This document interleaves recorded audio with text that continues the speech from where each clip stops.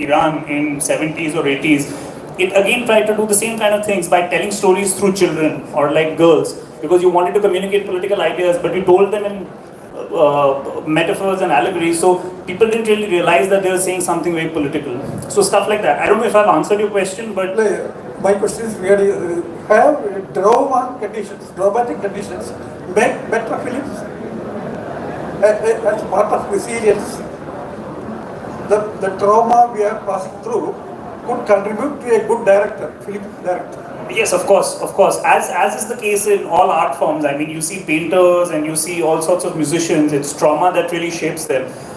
At times, we often try to over glorify that by saying if you go and put yourself through as much pain, your art will improve. But nevertheless, yeah, you're absolutely right. I mean, the trauma really shapes you and makes you.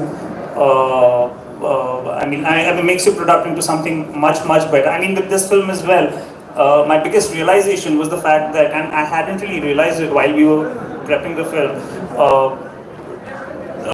to remember is unnatural, to forget is natural. So that's exactly what she's trying to do. She's trying to remember, and she's trying to go against the norms of nature. So that was something that was a learning, and that's something that really tried shaping this film. I again don't know if at all I've answered your question, but I Thank tried. you. Thank you.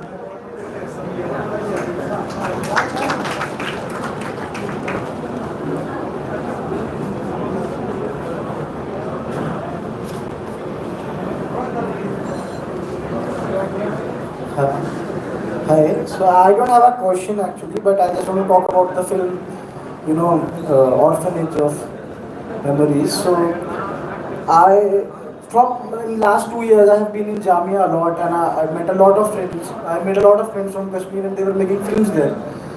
But most of the films, were dealing with the subject very directly, or you can say, on the face, or they were just throwing the stone because they are angry, obviously. But watching your film, it was lovely, and I was lucky to watch it because the way you showed it, the story, at the last, apart from the politics, it's actually her husband and she's going through it, so how she is dealing with the death as well.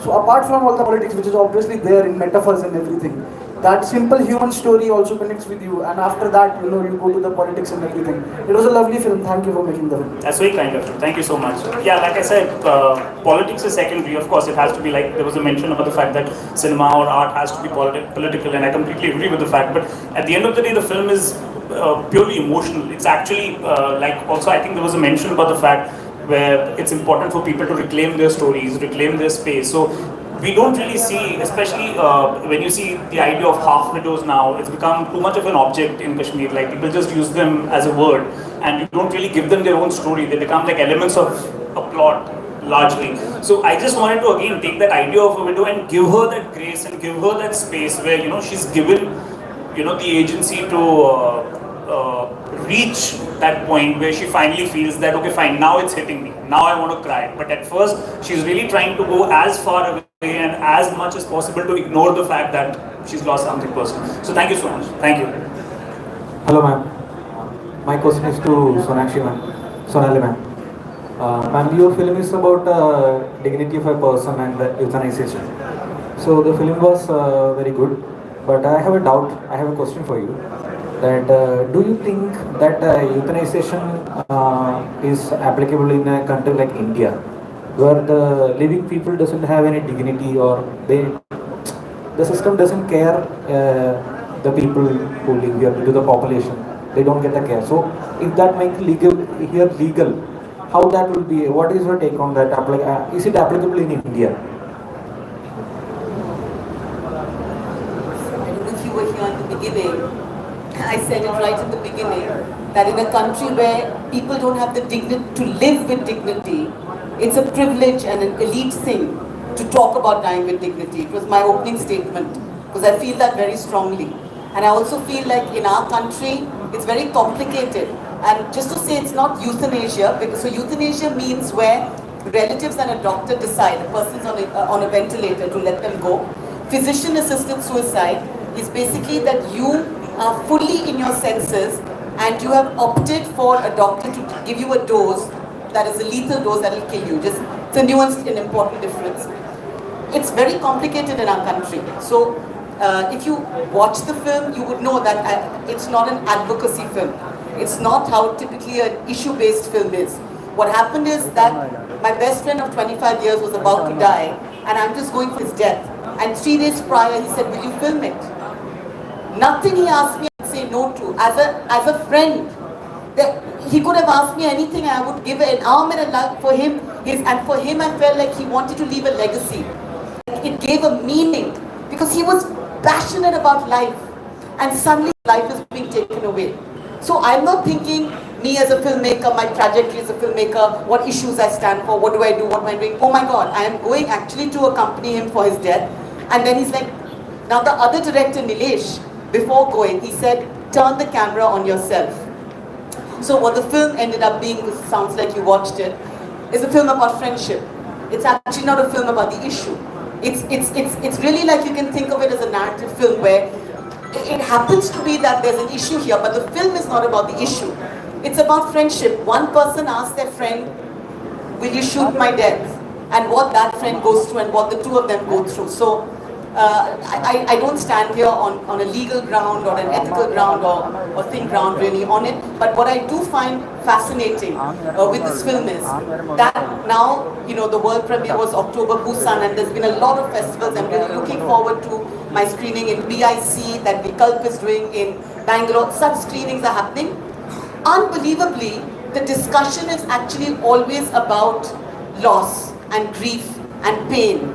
And the fact that Chika and I, who are the protagonists of the film, are just vibrant with life. Like we're excited about life, and we are so at ease with death.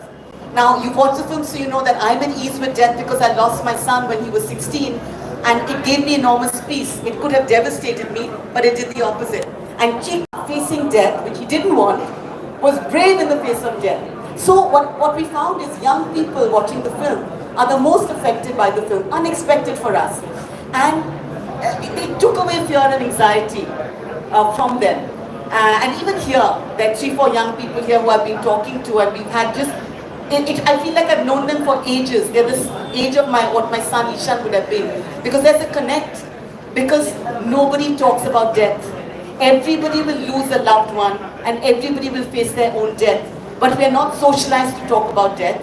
We don't talk about death. It's ridiculous, right? So it's interesting to me that what this film did was actually to open a conversation about death. Now, what did I also say in my opening statement is I talked about, and genocide not just in Palestine, growing up in India, one's heart is broken with genocide in Kashmir, where our country is absolutely blind and insensitive to the northeast of Kashmir, where the Indian armed forces and state terrorism, I'll call it straight out state terrorism, has taken place in Kashmir, and we are sitting in other parts of India blind to it. So death in all forms. My first film, Amu, was on a genocide carried out actively by the Congress party, where 10,000 people were killed in the capital city of India. Nobody dealt with that issue till I made Amu. Okay, so I think for whatever reason, cinema, I have used it as a vehicle to talk about a very difficult thing, sometimes directly political, sometimes in other ways. In Margarita with the Straw, which was outright a film about queerness and about a queer girl wanting to have sex and what she does. But even in that film, there was the death, there was the loss of her mother through cancer, and how she actually loves and accepts herself. And loving and accepting her own body and her own self is what elevated her. So, long speech, very quickly, I think we're wrapping up. What I want to say is what I find fascinating. I'm just so excited to be sitting on this panel with amazing filmmakers here. I've seen some of them. I saw your film in New York, loved it. I saw some of the films that were running with me. I'm looking forward to see each and every person's film. What is so interesting and exciting is that every single film is dealing with, in some form or the other, with resistance. That's what I've heard when every filmmaker is talking. And congrats and kudos, of course. What else do we expect from IDSFFK? That, of course, you're going to choose voices and films and cinema, which makes a difference. You know, I was talking at lunch with some young people. We are living at a very difficult time in the industry right now, where we are being dictated, where it's so difficult to get a film done theatrically, but you're dictated by the OTTs who just want to dumb you down and to dumb things down. So you're constantly being put in a box, or you're constantly only funded in a certain way. You know, so it's very important that festivals like this give voice to filmmakers like this sitting on this panel and other filmmakers at this festival. We have to make the cinema we believe in. We have to have the commitment and passion to continue to tell stories like the stories all the filmmakers on this stage have said. So thank you so much. Thank you for all of you to be very patient in listening to all of us speak. Concluding remarks for Yeah, can I have one comment, please? I didn't get to watch your movie, A Fly on the Wall, but 2 years ago, I didn't get to watch your movie today. And that goes to the point I've been saying year in and year out here, that it would be fantastic if all of this was available for us to watch, because we missed so much in between. Now I feel like I've missed so many good movies today, just listening to you people. But there was a movie on euthanasia, which was not what you exactly, 2 years ago at this documentary film festival. I think it was called Bangar or The Obsolete. And yeah, it's a Marathi film. Marathi film. Where this old person just is desperate to die. It's a beautiful film. Absolutely beautiful. And she's not Yeah. allowed to die. He's not allowed to die. Guess what? She died before they let her, and that old man is still just hanging on by a thread. Since the film got made, that woman died who's in the film, who got cancer. And what was interesting in that is one of our famous journalists from India, Miss Barka Datta, I think, yeah. She had these token showcases of calling on the show to them and saying, "We don't want you to die. We will be there for you." But all they wanted to was respectfully die with dignity, right? And so we also have this problem in society where we show a lot of things which are contrary to what really needs to be done, and we don't really empathize at a ground level with what a person wants.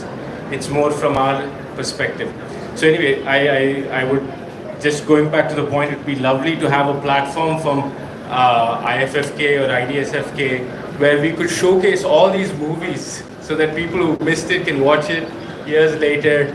We can have a sort of topic-based aggregation so people are well informed, because till yesterday I was shouting and screaming online about Palestine, but today I go for the soundscapes and you see about Congo and you see the history there, and all these years I've never known anything about Congo, and I thought, and so it's so interesting and it's so important that we have this awareness through these films and we get that. Patrick Lumbaba and his story was fantastic. And the last thing I would say is to the movie I saw today, which I loved, was Cluster Fig Flowers. I don't know if somebody from that movie is here. Yeah, unbelievable way of storytelling.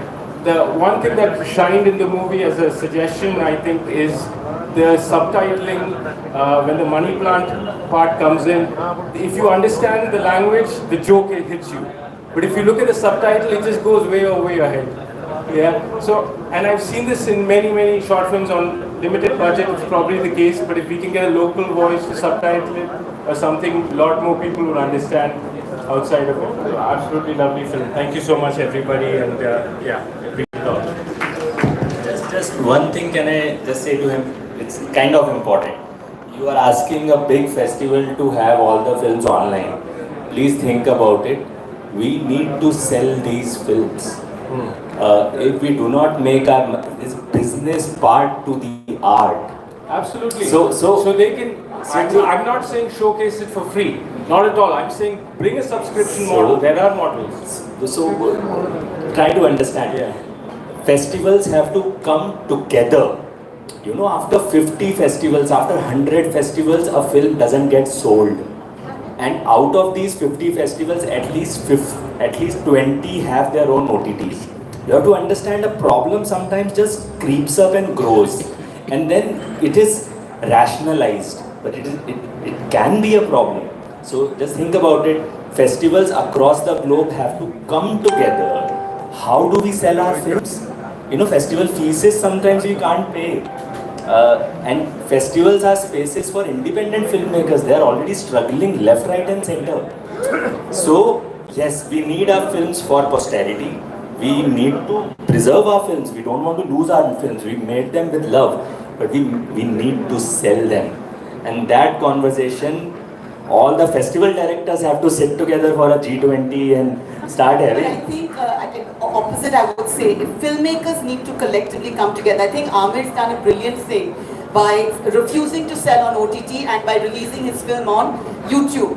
And I was thinking, what am I going to do with the fly on the wall? And my thought was, I don't have a following and a YouTube channel, but what if a ton of filmmakers, we came together, we all may have our own little following, and we have a YouTube channel, which is an indie voice thing, you know, something like that, where then we are directly gaining from subscribers. And you know, these are the ways we all have to think, because the big giant OTTs, we have to defeat them, and I feel AK was brilliant in doing what he did. So thank you in the morning at breakfast table. Thank you for saying hi. In Indian film festivals, especially, and I'm sorry to say this, directors, filmmakers don't talk to each other. This can be my experience. I can be completely wrong, but we are so crowded and we are so much in competition. I'm glad this is just the second day of this wonderful festival. Let's, for the next 5 days, let's connect. Let's try to solve this problem. You know, short films, all of us have made short films. You have made a brilliant documentary. These are, you know, growing grounds for next talent. And imagine India is killing it. We are not getting short films any platform. All of this new talent will die. You know, a good short film in India needs at least 15 to 20 lakh to be made. Those are those days where 2-3 lakh में film बनता था. कोई अच्छा actor नहीं आता, कुछ नहीं होता, camera नहीं आता. So let's talk. Thank you so much. So actually we do not come to a conclusion, but it's going to continue in the coming days, this meaningful discussion. Thank you all. I don't want to extend it. We have to follow the timetable actually. Thank you all. Thank you so much. Okay.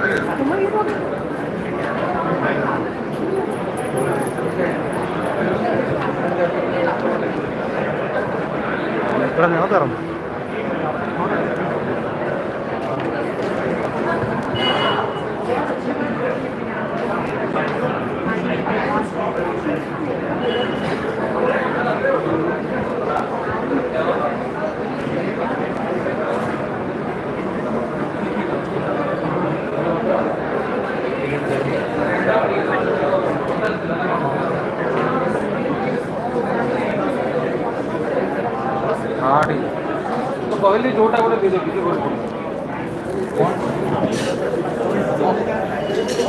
25 ଟଙ୍କା ଲେଖେ ତ ତାହେଲେ ମୁଁ ଆପଣଙ୍କ ତ ପହଞ୍ଚିବି